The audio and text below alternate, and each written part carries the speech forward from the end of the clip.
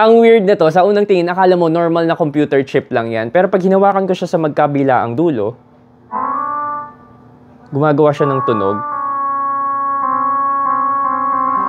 Tapos pag pinahawak naman natin kay Lek yung kabilang dulo, at nag-touch kaming dalawa, gumagawa siya ng tunog.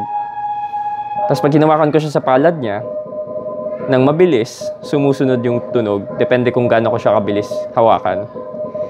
Tapos, bukod doon, ikakabit natin to dito sa dulo. Tapos yung kabilang dulo, ibababad natin siya sa water. Hawakan ko siya sa kabilang dulo. Kasi itong daliri ko, ilulublob ko siya sa water.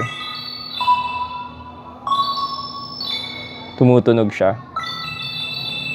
Pwedeng dalawang daliri. Pwedeng maraming daliri. Diba? Sumusunod siya kung gaano kabilis yung daliri. Ayan. Tapos, bukod dun, meron ako ditong lemon. Lalagyan natin siya sa loob. Hawakan ko siya sa kabilang dulo. Tapos pag hinawakan ko yung lemon, iba yung tunog na ginagawa niya.